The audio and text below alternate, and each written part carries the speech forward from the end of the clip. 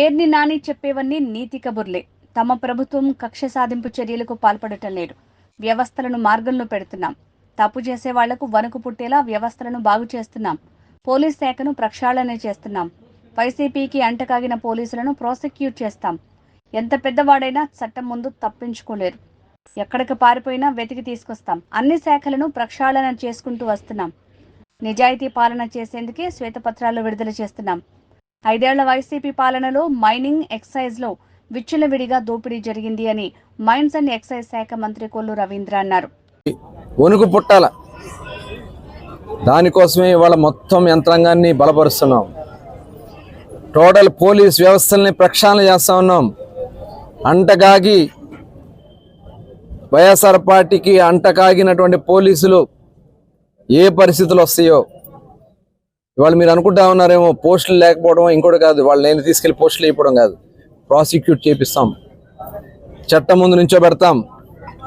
ఎంత పెద్దవాడైనా తప్పు చేసిన వాడు తప్పించుకోలేరు. ఇవాళ అన్ని డిపార్ట్మెంట్లు కూడా ప్రక్షాళన చేసుకుంటూ వస్తున్నాం. ఇవాళ ఎక్కడికో వెళ్ళి పారిపోవాలని చూస్తూ ఉన్నారు, ఎక్కడున్నా ఎతికి పట్టుకొస్తారు.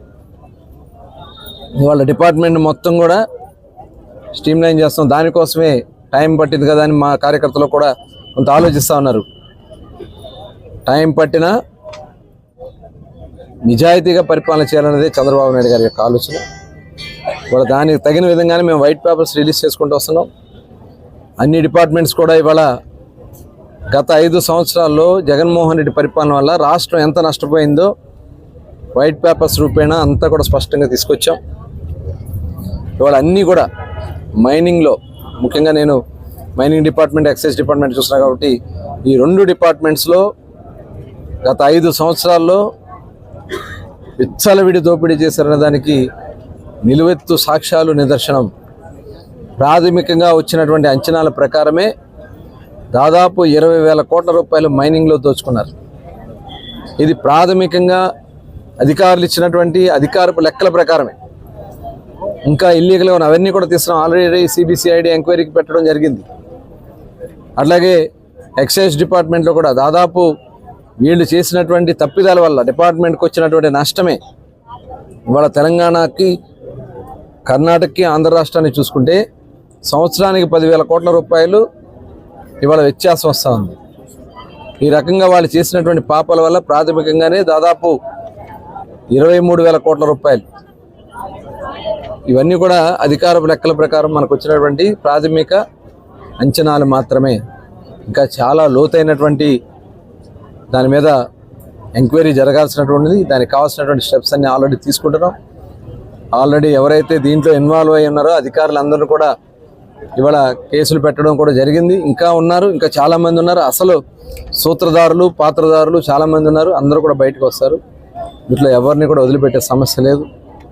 ఇవాళ మేము పెట్టుకున్నది ఒకే లైన్, మాది అభివృద్ధి చేసి చూపించాలి, ప్రజలకు సంక్షేమం అందించాలి. నిన్న కాక మొన్ననే పెన్షన్లు ఇచ్చాం, 2వ తప. దాదాపు 55 లక్షల మందికి 99.93% మచిలీపట్నం మున్సిపాలిటీలో కూడా రాబోయే కాలంలో ఏ రిక్వైర్మెంట్ 100% రోడ్స్.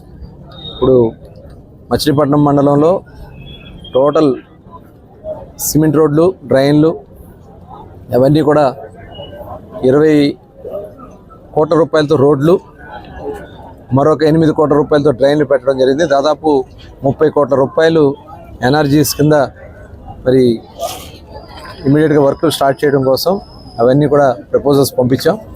త్వరలోనే అవన్నీ వస్తే ఇమీడియట్గా అన్ని వర్క్లు స్టార్ట్ చేస్తే దాదాపు గ్రామ స్వరూపాలే మారుతాయి. ఆ విధంగా కార్యక్రమాలు చేసుకుని ముందుకెళ్తామని మరొకసారి ఈ సందర్భంగా తెలియజేస్తాం.